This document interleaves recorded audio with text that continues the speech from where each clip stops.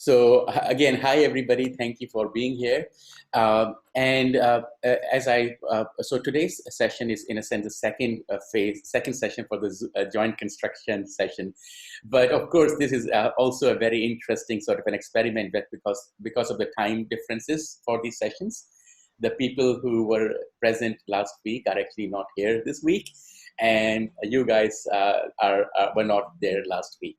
So in a sense, that's interesting, but that's fine. It's kind of the nature of the work that we are doing at this time.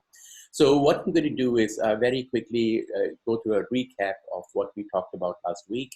And, of course, the YouTube recording is there, so you can watch the whole thing. But essentially, we talked about the importance of the teaching learning cycle, the deconstruction, joint construction, and independent construction. And we talked about how this is a recursive cycle. It's not like it's something that you just plan as something you will do in terms of your overall planning for your teaching. But at each step or micro step of your teaching, you might have to go back into the cycle. And we sort of talked about that last week. We also talked about how for our own course, we are doing this because we are all teachers. We are, going to try to work to develop a sort of a outline, a course outline, or a lesson plan or an activity plan, which will focus on fake news. So essentially, getting our students to develop resources that they can use to help focus on fake news. And these resources will then be distributed by them through social media. So what we're trying to do is sort of, in a sense, build a credible project which is applicable across in multiple areas, and we can then sort of apply it and use it. So for those of you who are teaching, and that's part of the reason I was asking if you're teaching at the moment, I would like you to actually, we're going to talk about adapting this activity. Once we have looked at Susanna's notes and have discussed it, we're going to talk about how you guys can adapt it in your own contexts and what you might need to do. And then I would suggest that you, do a little draft of outline of what your lesson plan or activity plan might look like. Something similar to what Susanna has done, but again, everybody might be different. It doesn't have to be the same way. And then share it with me, and then I'll send you feedback, and then we'll work through that way. Right, so it's so in a sense, we're working together here to sort of understand how do we actually create credible projects and how do we create activities for our students in our own programs, in our own settings, which have a credible orientation. And why? Because what we're doing with a credible orientation is we're getting the students to take an active role into doing things. So we're using literacy as a tool, but the student's goal is to do something, to create something. So the goal itself is no longer literacy. Literacy becomes a tool. And this is something that we've been talking about in the course before, right? And in many of the readings that I've shared with you, that, to sort of, especially in the context where the students are not necessarily, in the classrooms or in the same mindset that they were before, you can't really expect them to do the same kind of teaching and learning activities that you used to do in your own old classrooms. Right, think about your own days as students, and I've got Bella and Hushu, who are actually students at the moment, right? And just think about your own student days, and how motivated were you really in terms of being in a classroom and doing all the readings and doing all the assignments? Was it something that you were motivated to do, or was it something because you did because you were required to do? You're in a school. You're in a college, you're a university, you're signed up to do this course, and therefore you are required to do these readings, and you're required to do these assignments and things, right? So the kind of, and they have to come to the lectures, and they have to listen to your lectures and do the kind of things that you do in the classroom because the situation requires them to do it. Right, but now that situation doesn't exist, and so as Saidur Rahman was talking about earlier, for example, in Bangladesh, the students are all over the country. They're at home in various different contexts. They may or may not have access to internet, and we know all these difficulties that the students have. So how do you compensate for this situation by creating activities which are engaging, which have a purpose, which have a social purpose, which have an educational purpose, and which integrates different disciplinary areas. So when we look at fake news, of course we're looking at at discourse, but we're also looking at media studies. We're also looking at issues of on politics and the use of fake news and how to identify it and various types of fake news. So, you're sort of, they're expanding their understanding of how they are actually, their own existence in the world is manipulated through news and fake news.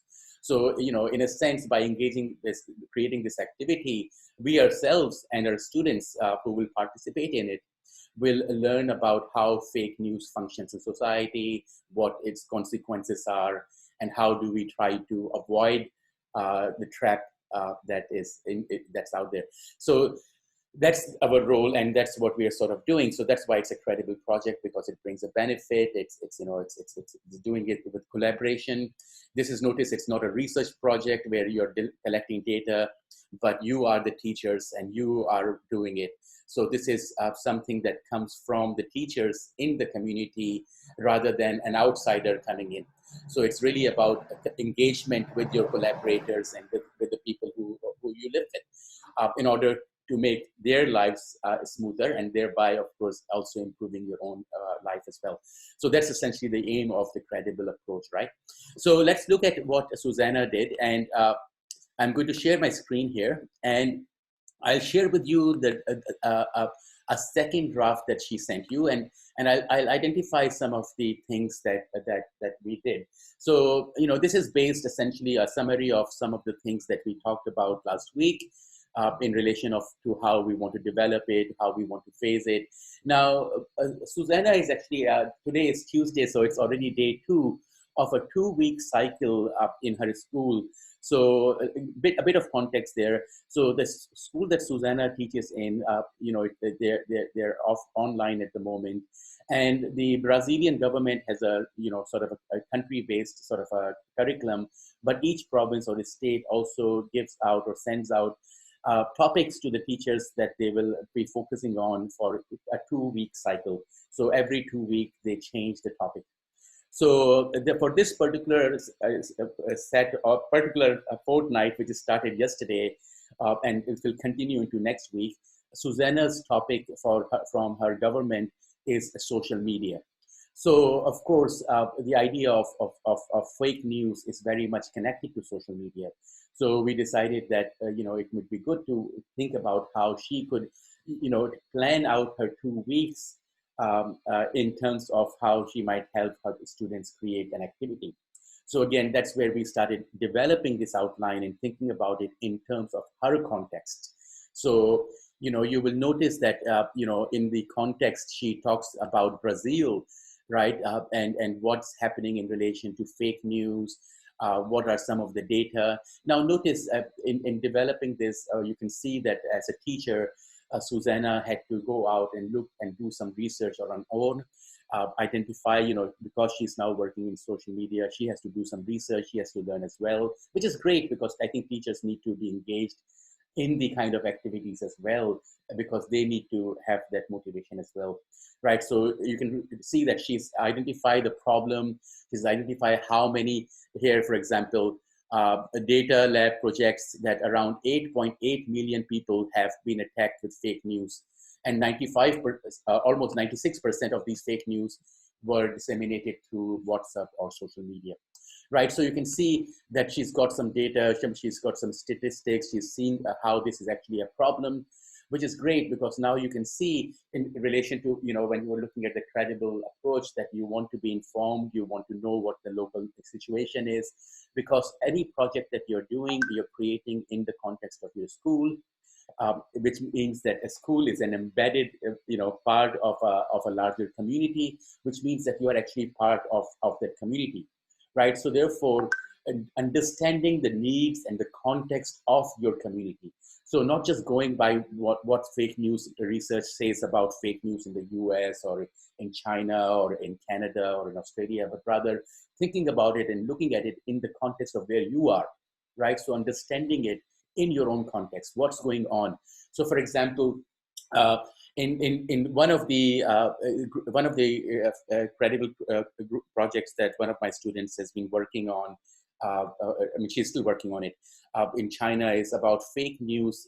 She's trying to create an awareness campaign for university students about fake news in terms of advertisements and job advertisements, because apparently she shared with me examples of fake news where people were asked to submit their CVs and set up interviews, but then they found out that this was all fake. And that these companies never really existed, and there were some nasty sort of things that came out of it. So there's this, for me, for example, that sort of fake news would never occur to me because nobody would send it to me. I wouldn't be the target for it. But of course, when you realize that, if you're in college and you're about to finish college, then employment is something that is on your mind.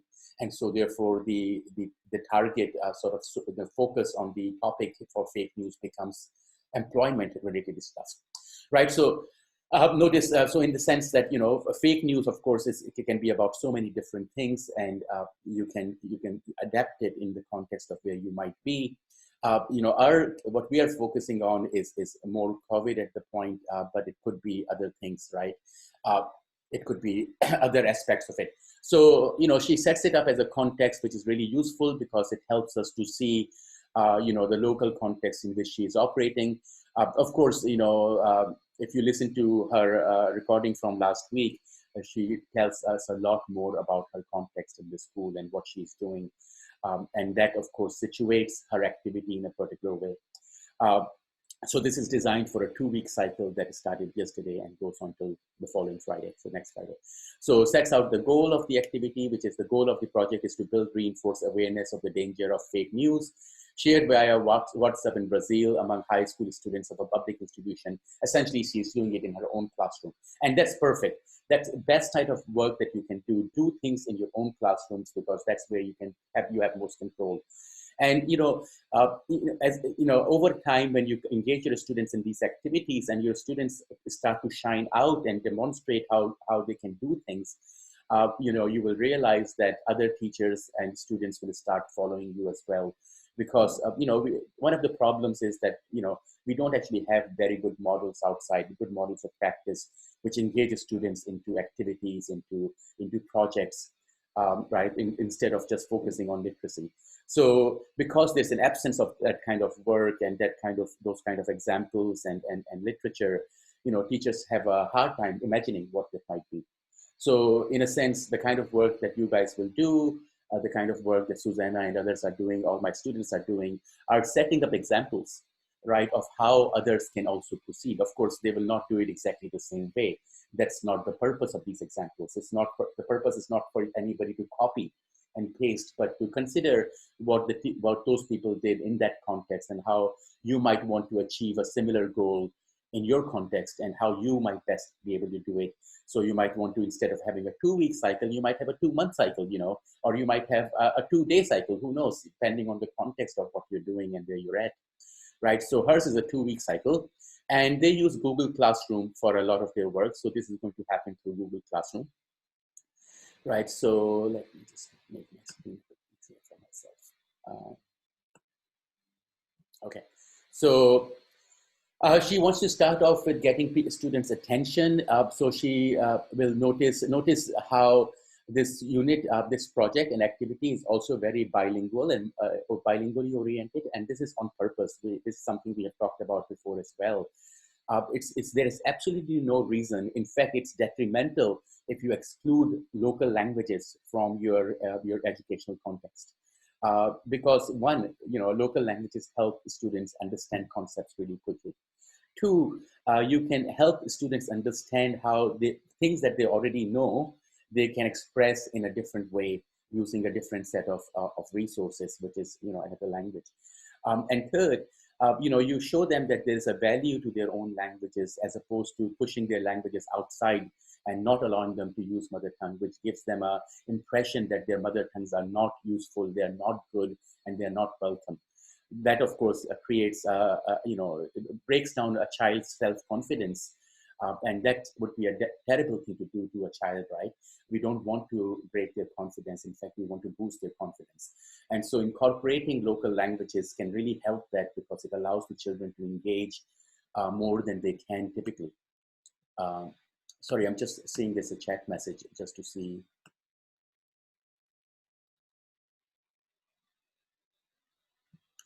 That's right, Siddhi Raman. So of course, different contexts will be different and you will adapt it.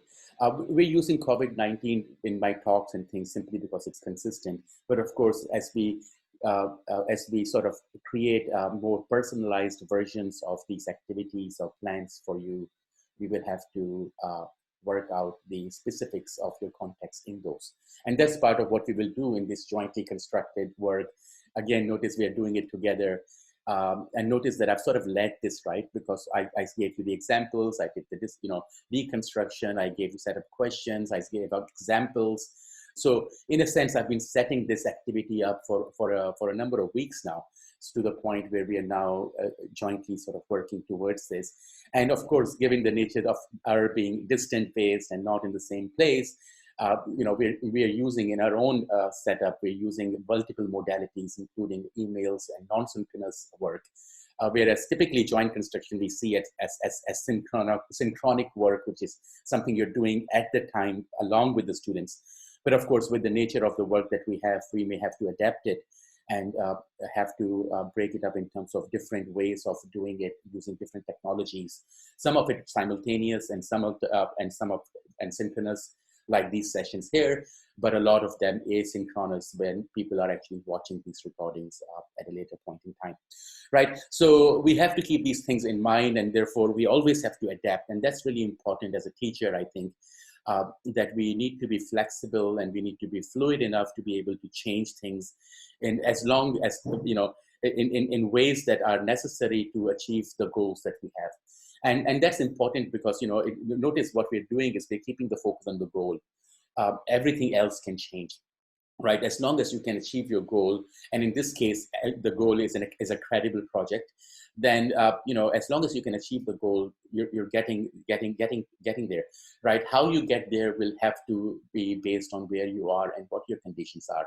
So everybody will be slightly different, right? So in this case, she's starting off with a YouTube playlist with 4 short videos in the teacher's channel, Our Daily English, about the dangers of fake news and how to verify it, if a piece of information is fake or true. Now, notice this is happening through what she's doing is essentially getting students to get activated. They start thinking about fake news, start watching things. And notice she's not starting with lectures and starting with long talks or things, but she's using social media and stuff that students use already, right? So students spend time on YouTube and things like that.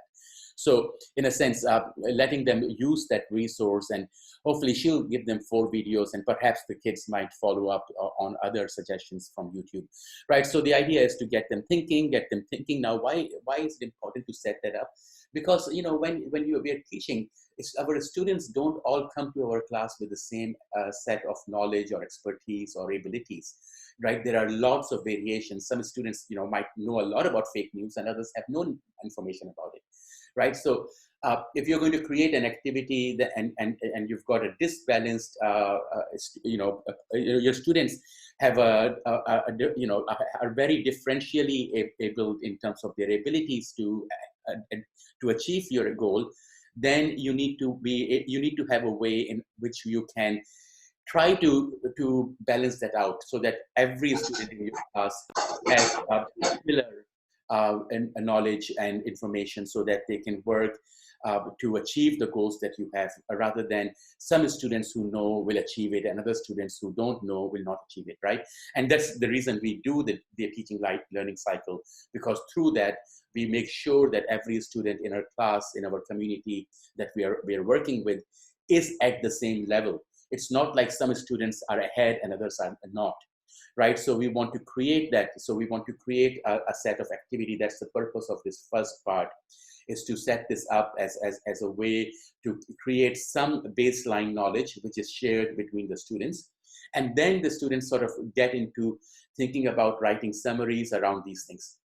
Now, and doing this. Now notice there, you see how the literacy, now we're linking different types of literacy. So from video literacy, media literacy, to writing a summary, which is more traditional. So notice we're not getting rid of literacy practices, of course not. You know, we want them to learn literacy and have literacy, but we're not foregrounding it. And now this is where we need to do a little bit more work actually. So notice what we have here in step 2 is that then students will write a summary about the video they watched according to an example module of such activity given by the teacher during the week on the class WhatsApp group with the same steps they will have to follow. Now notice what Susanna is doing. Susanna is trying to integrate the teaching learning cycle within the step 2, right? So what she's saying here is that the students will write a summary, but before the students actually write a summary, the teacher will actually give them examples of summaries from other, you know, she might have to write it herself, or she might find other good examples of summaries. She will give them instructions on how to write a summary. She will tell them what a good summary is, what are the steps of writing a good summary. And so in a sense, she will work through this with the students on making sure that they know how to write a summary before they are actually asked to write a summary.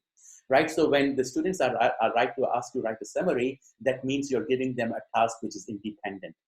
Now, how do you know that they can achieve that independent task? You really don't. You know, you don't know if they will be able to or not, or if they will make a lot of mistakes or not.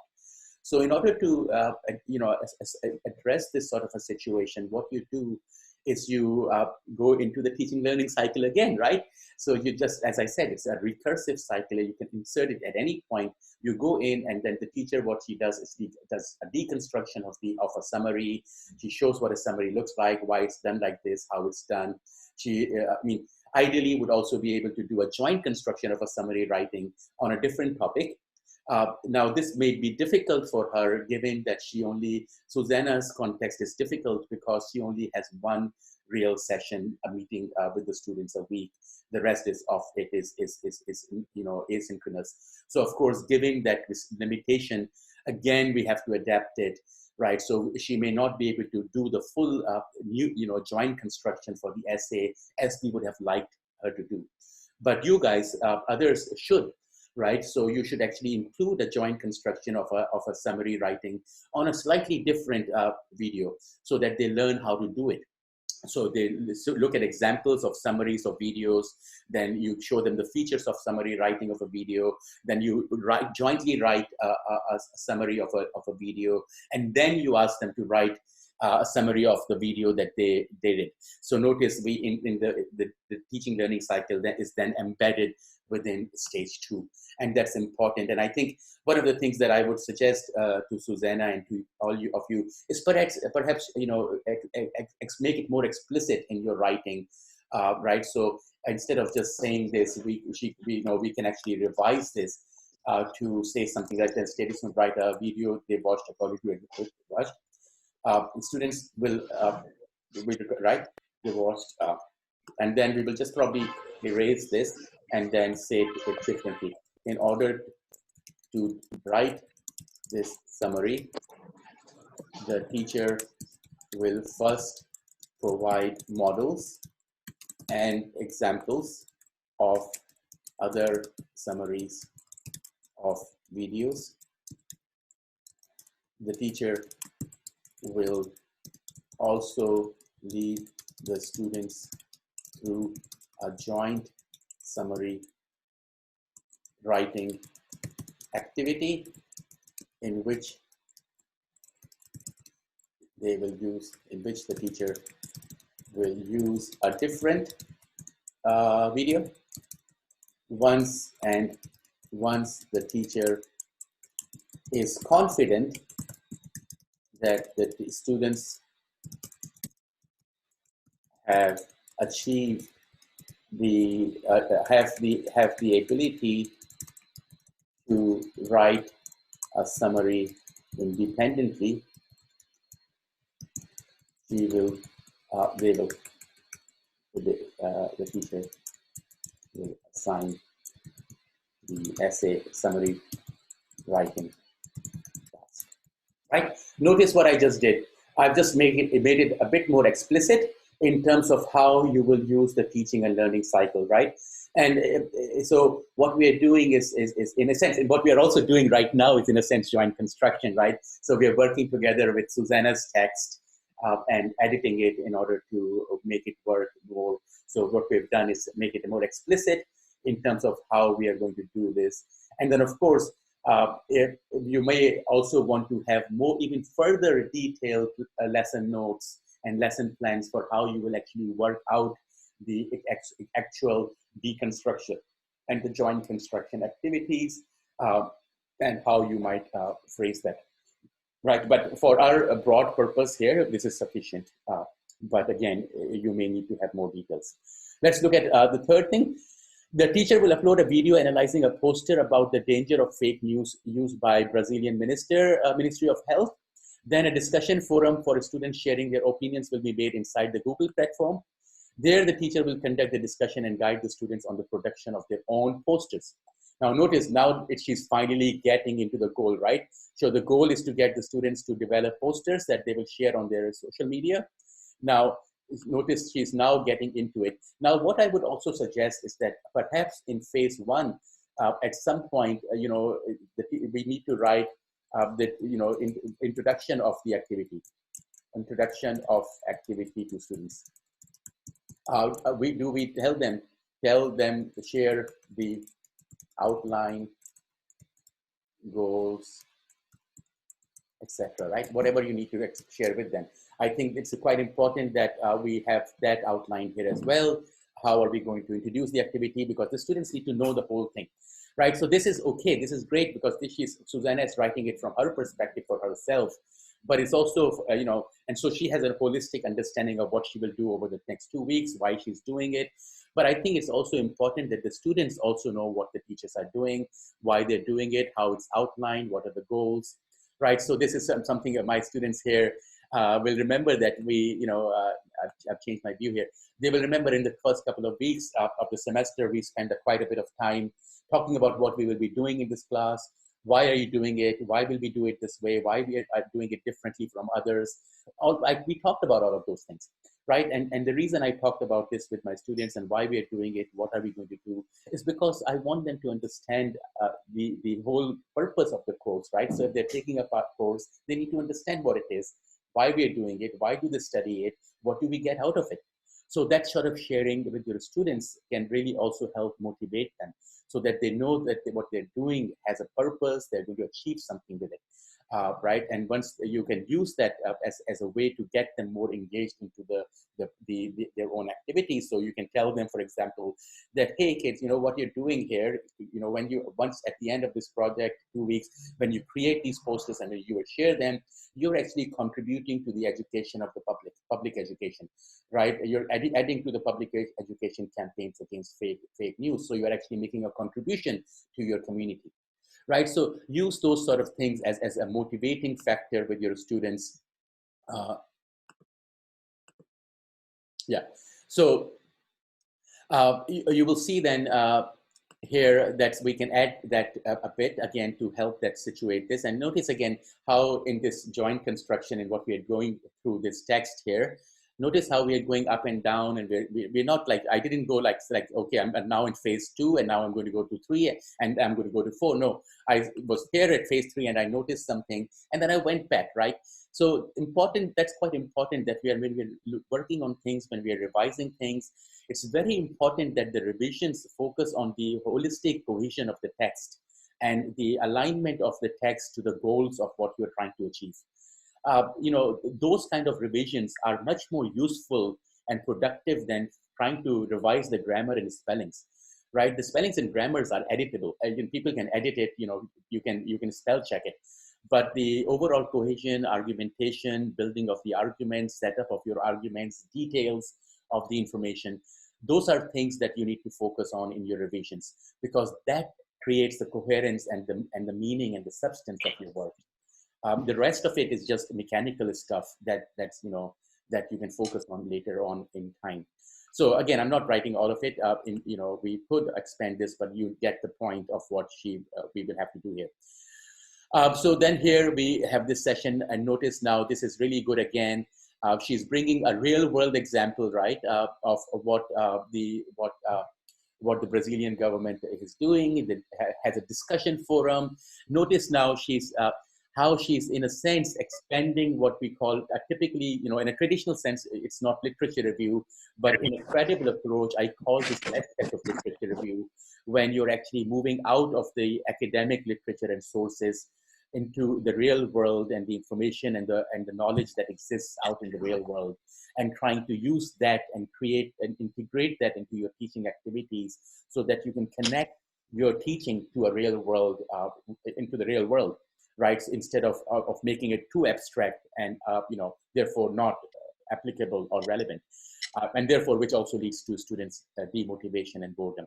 So essentially what you're doing is you're creating the context, you're creating the location, you're creating the links with the context, you're motivating the students, you're shifting the alignments of how things work in order to get the students to do things, not just do things, but learn about things and contribute to the communities that they are part of. All of it together into one package, right? And that's really the strength of what we're thinking of in terms of the credible approach. Now, I would probably also suggest to Susanna that, we also have quite a bit of material that I've also shared with you, right? The stuff that, for example, Bella and Hui Shu and other students in my class made on fake news semester, and I've shared those examples with you guys. So that's, I think you should also use those examples. And so therefore, in addition to the Ministry of Health one, which is in Spanish, which is in Portuguese, which is perfect. You can also use the ones that I've shared, which are in Chinese, which are in Spanish, which are in English. Why? Because you want them to have this multilingual international perspective as well. Remember, within the credible approach, we say think about it locally, but also look at how people are dealing with these issues at a global level. So getting examples from the global sort of dimension. So I would say I would add something here for her. So add internet and global examples. Right? So expanding that range, and that will actually expand her discussion and ability to discuss this in multiple ways. And also it brings in a cross-cultural dimension into the discussions, right? So that again, which is good, because we need to, when we think about issues like fake news, we also really need to think about them globally in terms of how attitudes and perceptions are shaped, which can lead to cross-cultural miscommunications, right? So by taking that on board, you can actually make this more of a cross-cultural and globally oriented activity and engagement, right? So I will add something here to her, suggest her to add something here. And then the students develop the material. And now in this phase, again, I would say that she perhaps needs another phase here where there will be some mentoring and feedback on student drafts, right? So again, of material. So this is quite an important stage that I would suggest that she adds. And again, my students who are here will know that, once they were doing their own work, their projects were not just they were doing it all themselves, but we met every week. I met with them every week and discussed their projects and what they've done over the week, and what their current drafts look like, and what some of these problems were, what were some of the strengths. So essentially, it took, for me and my students, it took at least 4 weeks of discussions and engagement before they sort of came to their final presentations, which is what I've shared with you on YouTube. So it goes through multiple cycles of revisions. So we don't just put the stuff up on the web because the students have created it, because we want to make sure that the material is also good and it sounds. So we want to, again, that's where we have to mentor them. So essentially, as teachers, we became their mentors and we work with them on their things. Again, remember, in a sense, because we are working with the students, even though it's their independent work, this is still an element of joint work, right? We are still teachers. We're still, guiding them, supporting them. Because if we don't, then they may not be able to do what you want them to do. And therefore, your goal will not be realized. And therefore, yes, of course, it does mean that you have to invest time, but with working with them. But that investment of time then produces the returns that you're hoping for. right? So essentially meaning that your students will do the work and do work which is good quality, which they will be proud of and you will be proud of. And so it will make everybody happy. And if imagine if you're students and you are happy after a semester and after having worked so hard and spent so many hours and nights not sleeping and working hard, having, getting this feeling of not just getting a grade, but getting this feeling that I've done something. I have done something where my students in my school are benefiting from my studies in Sydney, right? So that I'm not just studying for my own sake, where I will benefit from my studies and I will get a better job. But in fact, even while I'm studying in order to contribute to my communities, to contribute to the people that I live with, who are my family, who are my neighbors, who are my friends, who are my, members of various networks that I am in, and other people as well. And in a sense, and that shows how education then feeds back into the community. It has a direct impact on the community and the welfare of the community, rather than just being something about yourself as an individual achievement, right? And this is something we talked about last week as well, that notice how educational structures are typically based around the notion of competition. When you create educational situations around competition, so essentially you are decreasing collaboration. And that's a problem, because if education models and supports and encourages competition as opposed to collaboration, then the kind of fractals and the kind of examples and training that we are giving our students will take them into a future where they will continue to perhaps compete rather than collaborate. And that is something we do see, right, in the workplace around you, wherever you work or your work, you will see people are always sort of trying to achieve something for themselves. Sometimes showing off that they have achieved something and trying to, perhaps put down others or ignore others, or just trying to show how they are better. And you see that, right? And why is it that people do that? It's partly because in education, that's what we teach them. So if you don't like it when your colleagues are doing it, then, as a teacher, you need to discourage it in your own setup. So your students don't learn that behavior, or your students are discouraged from that behavior. So in a sense, creating more collaborative projects, ways in which the students collaborate and work together, and they learn the value of collaboration and cooperation instead of, competition. So, of course, we're sort of thinking around these ideas along all the time as we are developing these work, because one of the things I often say to students, to everybody, that if you want to be a teacher is not a 9-to-5 job. It's not like, it's not like you're only responsible to your students, but really as a teacher, you're teaching your students who will become members of a community and your society. So your job is, in a sense, to support and enable the younger generation to fulfill the needs of your community and make it a prosperous community, right? So if that is really what the goal of a teacher is, and yes, in the classroom, the time that you have with the students is where you can try to achieve that goal, right? And that is how I would like us to think of teaching and education, rather than thinking of it as a job where you're given a syllabus and a textbook and you have to fulfill these readings and reading requirements and exam requirements. Because really, those exams or those readings are not contributing to your communities, right? So if you're from Pakistan or Bangladesh or India or Nepal or Sri Lanka or many of the other exploited and colonized countries, you will realize that education does not help our communities to be prosperous. I love you. Shawana, could you please turn off your mic? I inboxed you, sent you a PM. I can mute everybody. That's all right. I've just done that. That's all right. Don't worry about it. I'd love to hear the sound of a baby. That's fantastic. Okay. So you can see how we're going to adapt this here. We'll add a mentoring and feedback stage here. Now, again, I am not sure if Susanna will be able to do this, given the very tight time frame that she has of 2 weeks.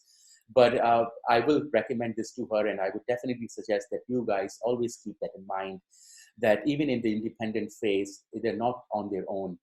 You are, as a teacher, the reason teachers are important is because teachers are the guides. And this is part of the reason why I highly disagree with people like Stephen Krashen and others who support this idea of you don't need teachers. You need sufficient input, and the input in itself can lead to language development acquisition. I think that's just, it's horribly thought of, and it actually weakens the students, especially in countries from where we live. Instead, we need teachers who are engaged, who are also working on the same goals, right? So notice that through these activities, we are also creating an alignment between the teacher's goals and the students' goals.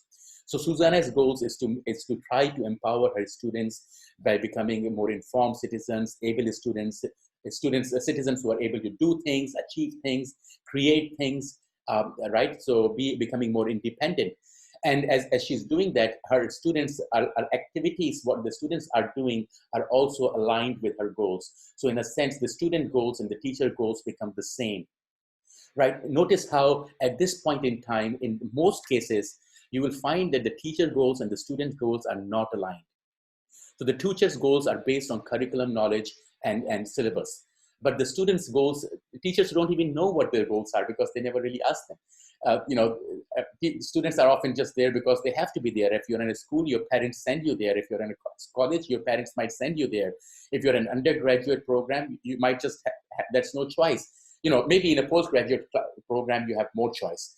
But, so you go through all these sort of these stages of education, but, there's never really question of what are the goals of the students through education? What is it that they are trying to achieve?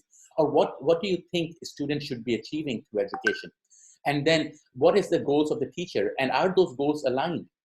Now, if you don't have an alignment between the student goals and the teacher goals, then there is a problem, right? And this is going to lead to demotivations and conflicts and poor performance and plagiarism and all the cheatings and all the various kind of things that we experience in classrooms all over the world, right? How do we address that? It might seem very simple, but actually it is simple. Just create that alignment.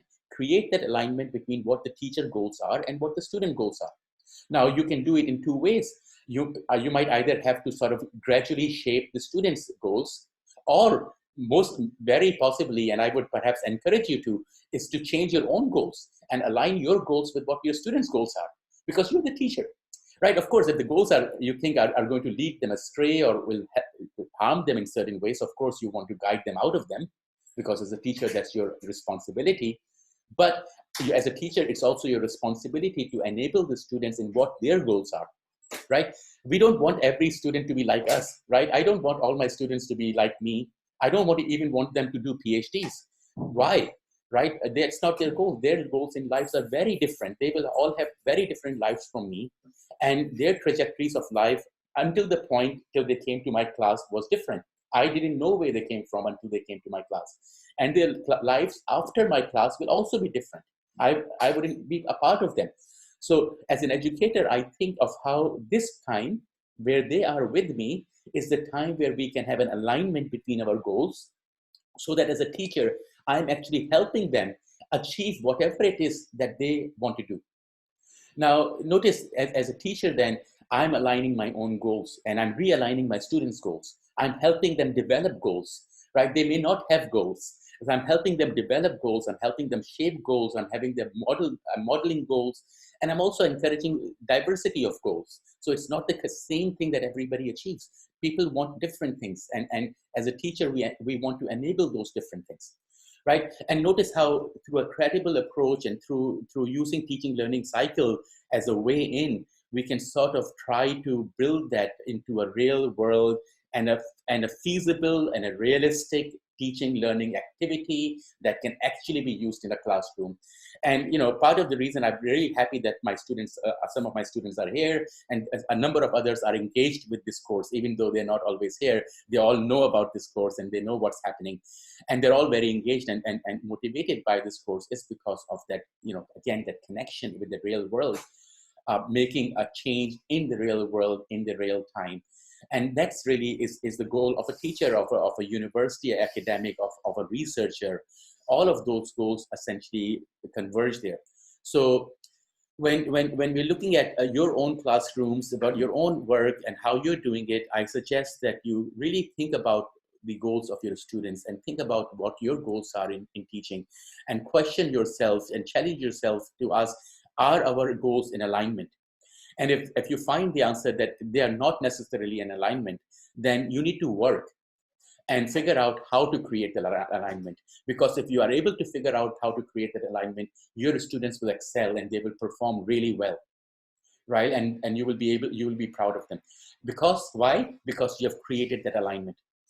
And if you don't have that alignment, then things will never really work out the way that you want them to, because there are too many gaps and too many differences. So keep that in mind, right? And then, of course, the students will finally develop the material, and then they will share it on social media. Now, notice, of course, she's limited by time. Notice how she's done, because she only has 2 weeks. She's got 1 and 2, and it's steps 3 and 4. And notice how she has language to be used in the project.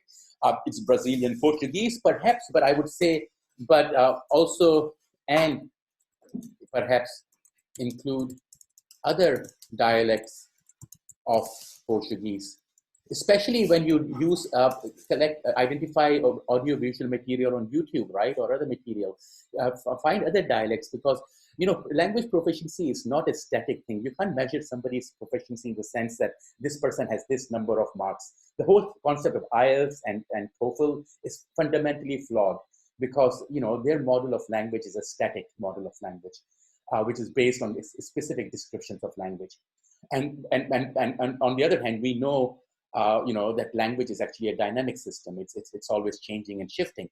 So therefore, in terms of how we engage with our own students in our own classrooms, we need to consider that in our own pedagogy, and we want to include different dialects of a language, different varieties of a language, so that our students are able to navigate all these variations.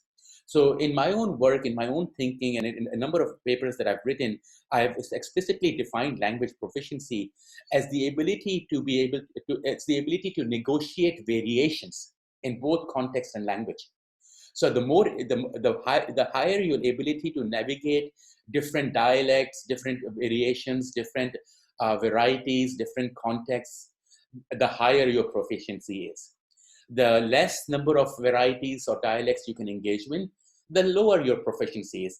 Notice how this takes away the whole notion of nativeness and explicit measurements of language based on grammar and use, but rather it looks at how you can negotiate variations, right? So for example, it's very possible that a native mother tongue speaker of English who was born, let's say, right here in Sydney, may be really good in their English is their mother tongue, but they may not be able to engage with people who speak English from other parts of the world, say a Nigerian or a Bangladeshi or an Indian or a Chinese or a Korean or a Thai. And so what that means is that even though this person is a mother tongue speaker of language, their language proficiency is actually not very high. Why? Because they can't handle those variations. Whereas somebody who's from China or Bangladesh or Pakistan or anywhere in the world, they may not have all the grammatical accuracy, but they can handle all these variations. They can communicate with people from all these different parts of the world, in different contexts. Guess what? Their proficiency is higher.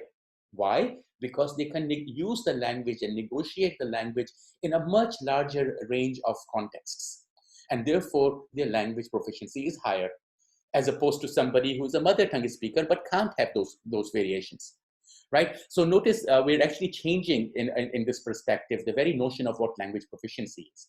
Now, whether that's taken up by international testers or not is not something we can handle or do anything about.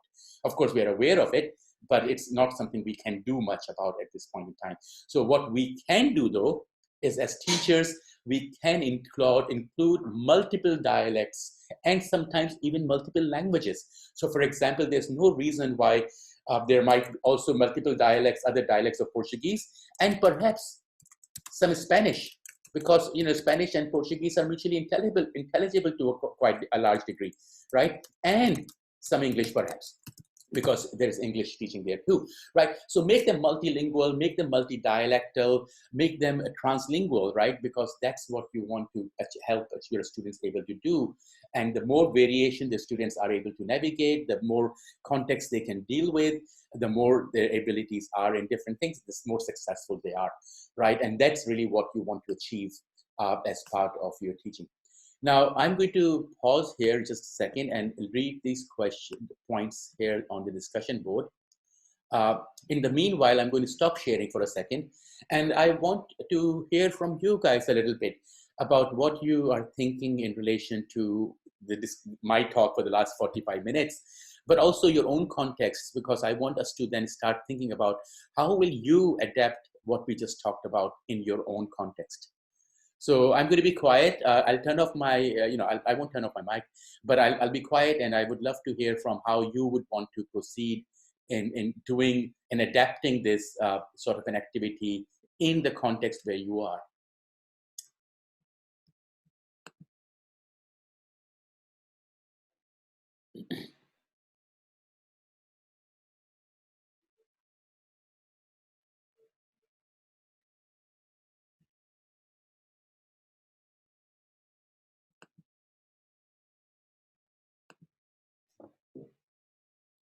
So anybody? Should I call out your names? So I have asked a question in your inbox. Could you please answer the question? Our students' goals are often career-based. You're absolutely right? That's the number one goal. The students are in the programs because they want a job, right? Yes, you got it, you nailed it, right? So more than thinking about students are there to expand their knowledge, to learn about this, they want this, they want this. Yes, there are always some students who are like that, but by and large, the large number of students that you have in your programs and are there simply because they need to get a certificate or a degree in order to get a job, right? Now that's really important, right? So why do they need a job? Sami, why do to they earn need their a job? livelihood, to earn Sorry? their livelihood at the first place. Fantastic. So people need a job so they can make money, so that they can earn a living, right? Yes, Absolutely right. Now, so notice their goals is essentially to become financially independent at some point, right? Yes, sir. Now, notice though that as an educator and as a person who as an educator, you also realize that even though your students will get a job, they're actually not independent because they're actually dependent on somebody else giving them the money. Yes, sir. That's right? what I wanted to say, sir. Right. In So our they're part of the actually, world, yes, sorry, go ahead. yes, sir. In our part of the world, say for example, in my country, Bangladesh, we have more candidates who are interested to become employees rather than entrepreneurs, and a large portion of our job market it requires job recruitment exams that has little or no alignment with the education that the students receive at their university level. And the problem is university education cannot be solely focused on job recruitment exams. There are larger aspects of education that we need to provide and impart. So how to overcome this problem? We cannot create an alignment. Excellent. So fantastic. So absolutely, I agree with you. So let's continue that, Sami. So the goal of the students is employment. They need to get employment because they need to get money and therefore become financially independent. Now, also in our analysis, we realized that they're actually not financially independent. They're actually dependent on somebody else getting a job, giving them a job.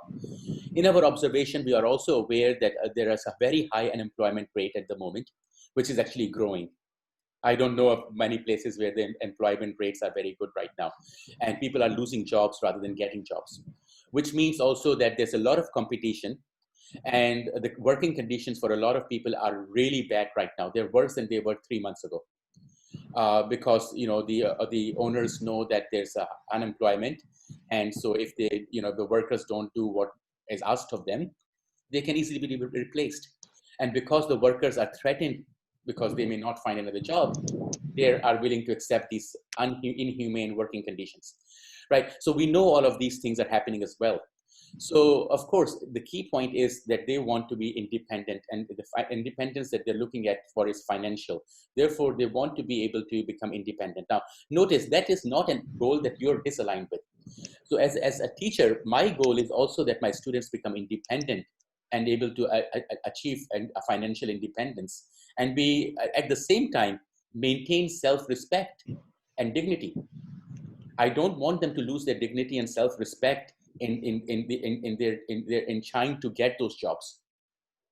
right? And unfortunately, if we look around the world around us, and especially the parts of the world that we are from, we'll find it all around. There's just so much of that exploitation. So why do I want my students to graduate and complete the program that I'm responsible for, and at the end of the day, they are actually at the mercy of somebody who may not treat them really well, right? So why don't I? So in a sense, my goals are aligned with them. I want them to be financially independent. I want them to be independent. In addition, I want them to have self-respect and confidence and pride in their work, right? So therefore, that's my alignment with their alignment. So I actually have total alignment with their work and their goals. I see why they are there. They're there to get a job. They're there to make a living. And yes, my job should be to help them. Now, you're right. I'm not changing my education so that it fits a job description, or if it works for a particular corporation. In fact, I would prefer my students not to work for corporations if they can, right? But what I want to give them is the ability to do things. Now, if you have the ability to do things, you can, that's something that is a transferable skill, right? You can transfer your ability to do things in different contexts because you have the ability to do things. You know how things are done. Of course, things are done differently, and you will have to learn how different things are done in order to do them properly. But you will know how to get to that point. And so that changes in a sense, the dimensions, because now your graduates have the ability, in a sense, to do things that others may not, and definitely, the company or corporations or other people need, because they have the abilities. And in fact, we want all of the graduates to have these abilities, because then they're not all dependent on jobs. They can create things for themselves. They can create their own economies. And really, that is the only real way get out of this economic trap. Why? Because all of our countries are economically dependent on somebody else. Why? Because we demand everything, but we don't produce much. So how do you change that? Because why are we consuming and not producing? Because our educational curriculum is one of knowledge consumption, not production. We only teach people to consume things. We don't teach them to produce things. So if you shift your focus of educational within your own classrooms and your own programs, and get them to create things, get them to do things, then in a sense, you're training them towards that independence. It's not going to happen in one day, but over a period of the program and over a number of years, you will start to get a body of students, and you will also develop your own ability to do this, right? Because I can't tell you what to do. It's your context is so different from mine. And you will have to work through trial and error. Not everything works. Not everything works the first time. It's fine. We experiment, we learn, we do things, we learn from them, we change them, we adapt them, we shift them.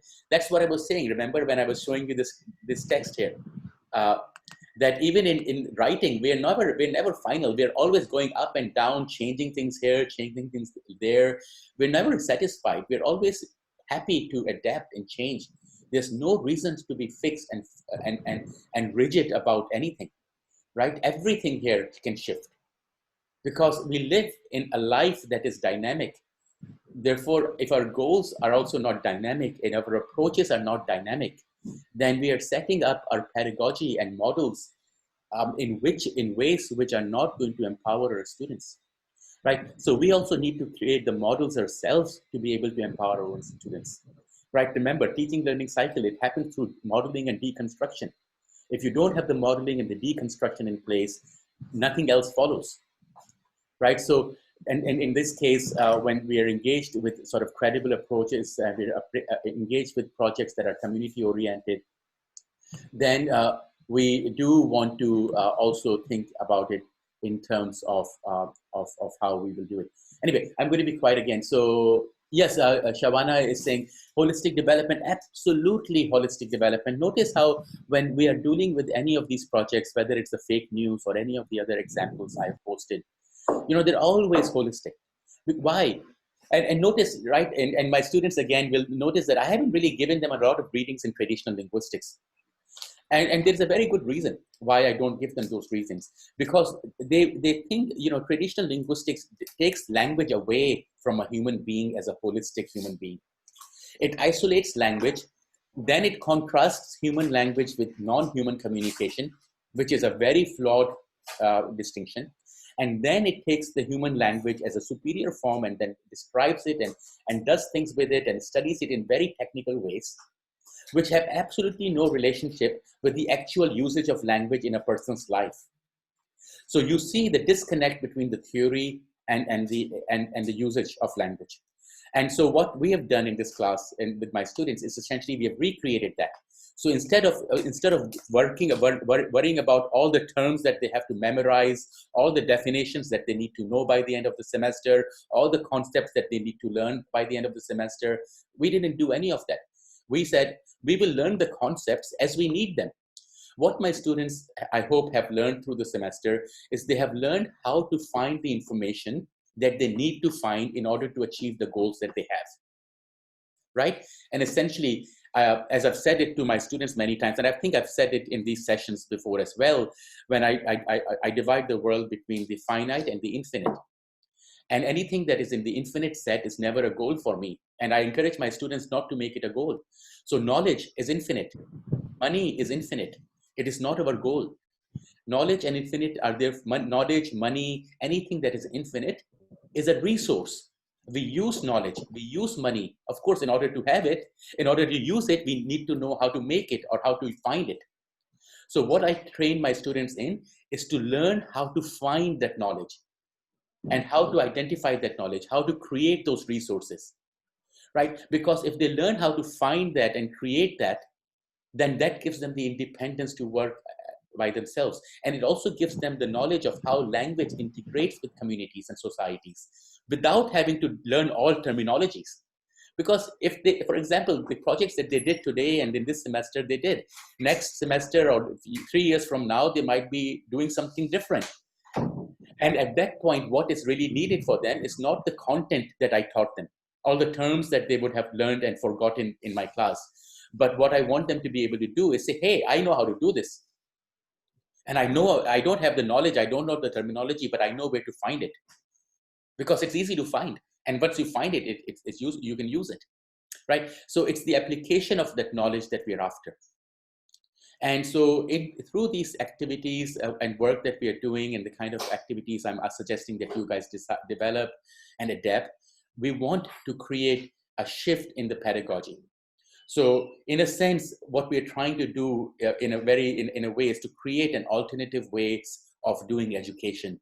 In a sense, you can think of it as a sort of a reformation within our educational sector, that we are not waiting for others to bring to us, but we are creating it ourselves. So you guys are creating your own reforms.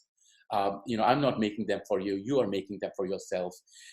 And you are making them based on your context, but remembering that we all have the shared goal, that the goal is being that we're creating credible projects, we are being ethical, we want benefit, and we want it to be for everyone, right? So that's, as long as our goals are the same, how we achieve those goals are not as important, right? Because they will vary. So does that answer your question? That's a long question, but holistically, yes, absolutely, very holistically. Language is part of our everyday existence. So is our culture, so is our belief system, so is our where we live, everything.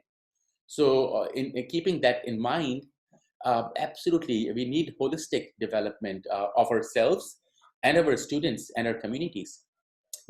It's not like a person's language is different from their culture, and it's not like a person's culture is different from their belief systems.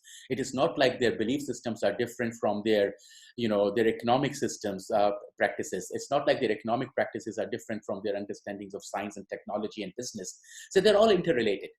It's not like, if you study one thing, we can ignore everything else. It's not like you can say, I'm a student of linguistics, so I don't need to know anything about sociology or anthropology or computer science or physics or mathematics. You can't say that, because actually language is just one of the things that we do. We do everything else as well. So we need to understand things as a whole, in a holistic way, putting it all together. And that's really why we talk about the 5 senses. Because instead of talking about knowledge and books and whose theories, we base things on the observable, on the experienceable, things that you can actually experience and observe. And using that observation and knowledge and understanding to then tackle the problems that you see around you. and then drawing on resources such as knowledge and other resources which are infinite to address and help those situations, right? So essentially your goal is within the finite, not in the infinite.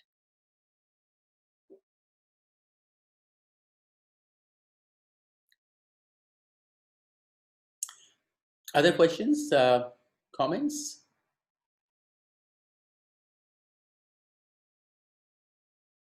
Sir, I had a question. Sure. Hello? Yes, Tauseef. Yes, go ahead. Yes, sir. Sir, in doing any projects or any coursework, like the problem I face is the problem between rigidity and flexibility. Like suppose you have given a specific time frame to do a certain task. And suppose one of the students or some of the students can do it properly. They're being able to like utilize their own set of knowledge with the current resources that you or the other teachers are providing. But suppose the other students who are wholly inclined to use the resources that the teachers are providing, they are actually taking a long time to understand the resources. In that case, they are not actually flexible in like utilizing their own knowledge with the resources that you are providing. In that case, like the thing about rigidity and flexibility, like while doing certain project or a coursework, some students are adapting themselves to this all the course materials, and they are able to like produce good works. But the other students who are not flexible enough, like who are actually have a rigid set of thoughts, or who are inclined to like use only the resources, like how would we teach those type of students?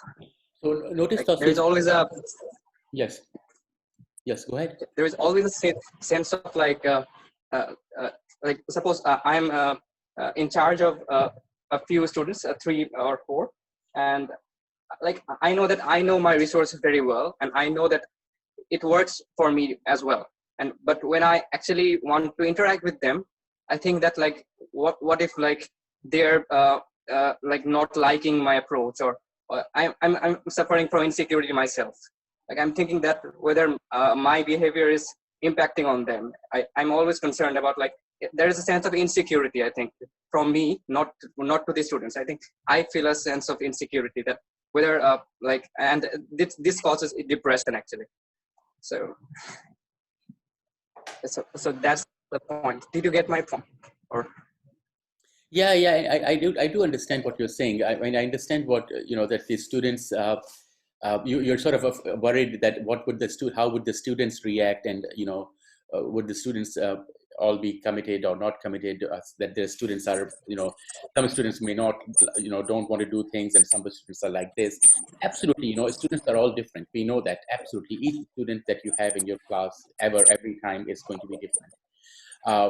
And that's where it's in a sense those creating those alignments, right? So if you're able to explicitly and create those alignments between yourself and your students, if you're explicitly able to create those alignments between your goals and your students' goals, and talk about these things with your students, talk about what their needs are, talk about what you are doing, talk about how you're doing it, how do you want to help them achieve these things, make it explicit. So much of this is never talked about in our educational context. We don't have frank conversations with our students and talk to them about these things, and perhaps we should, right? Because that will open up these problems that you're talking about, the instant of insecurity that you have and they might have as well. So talking about these things with them, talking through them, you will realize that actually the students might be much more supportive of you than you think. Because a lot of the students are actually really fed up with the traditional type of teaching and learning. They just do it because that's what they have to do. And if you open up the opportunities for them to engage with knowledge and activity in different ways, you might actually find that you will have much more engagement rather than resistance. Again, take them with you. This is not something a top down.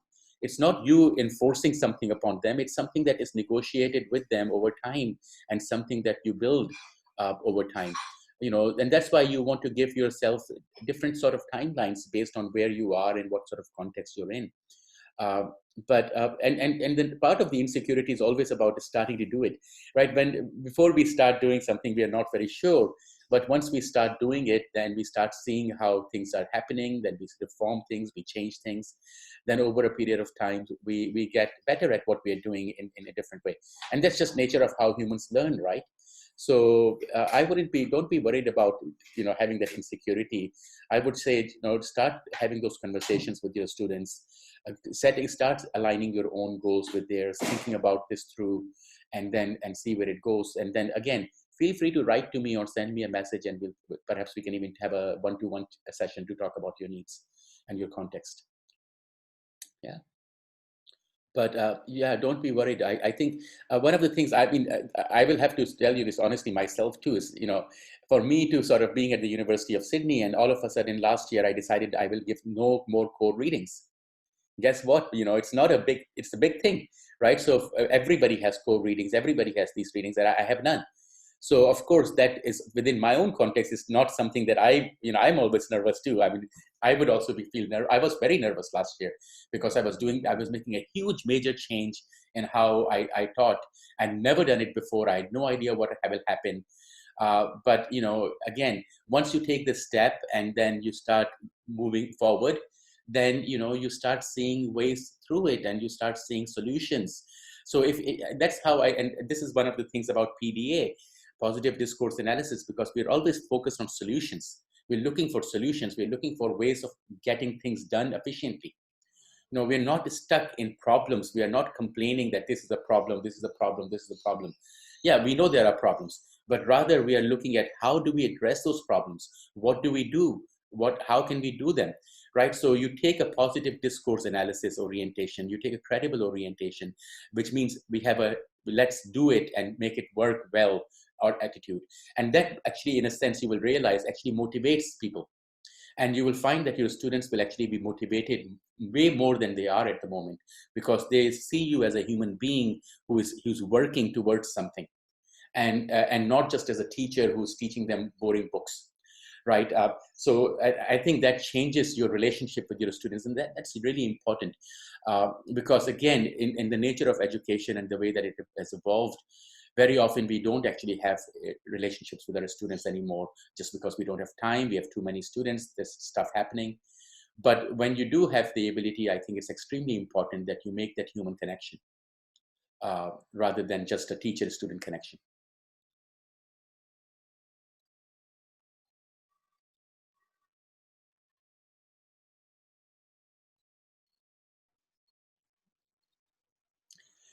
So do any of you have any ideas of how you may want to modify this lesson plan? Shawana, yes, go ahead. You saying something? Okay. Does anybody want to add something?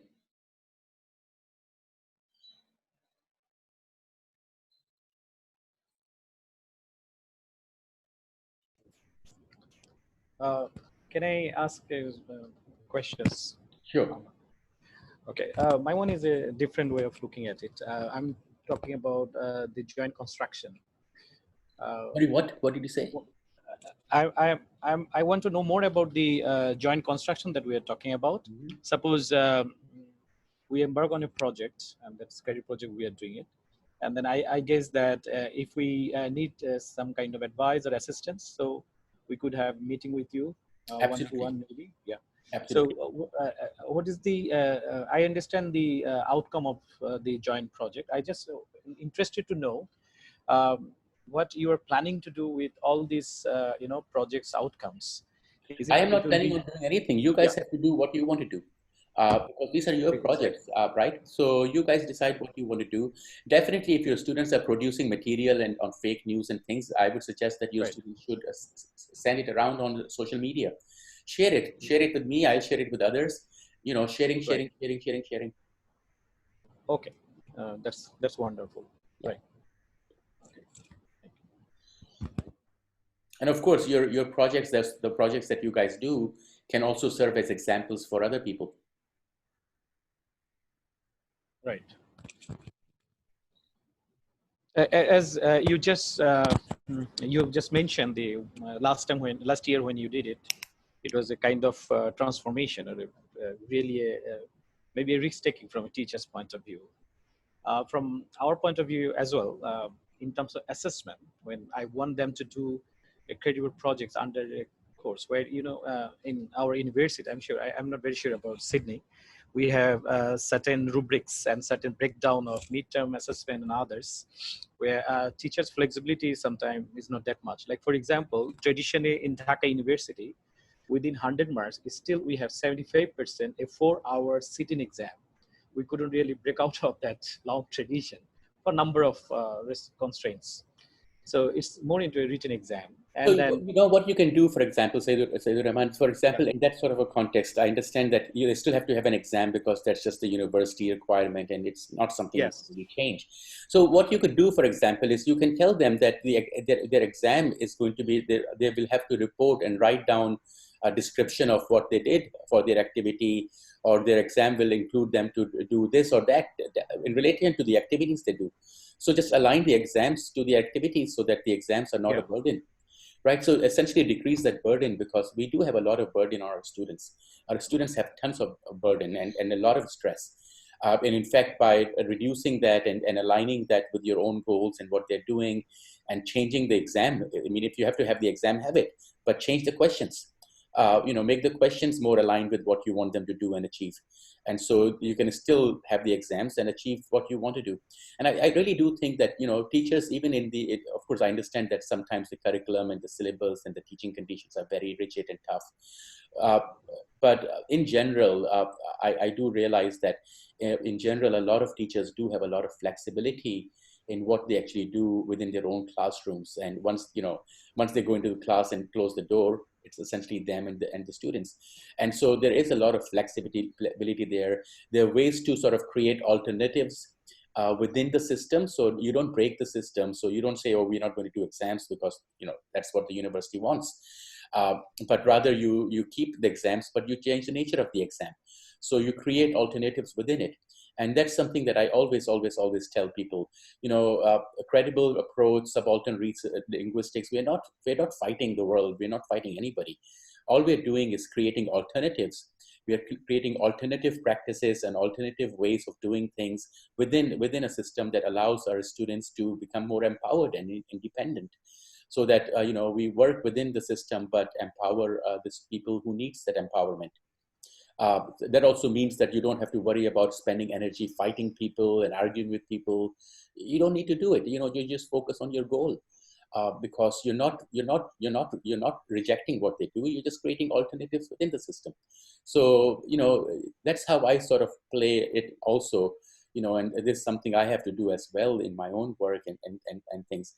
Always have to create alternatives for ourselves, so that we're not going to be I don't want to do things so that it's like, imagine if I stop publishing altogether, then my university won't like it, right? So I still publish, but then I also published informally. I write poems, I do other things. So essentially creating those alternative avenues for yourself to be able to achieve your goal within the confines and the regulations that are set up by the larger system, right? So we are part of a context, and that's a great question, Sayyidur Rahman, because it sort of takes us back to where we started. That it is, our projects have to be really context dependent. We need to understand what our own contexts are and plan things based on that. And again, I just sort of conclude this here.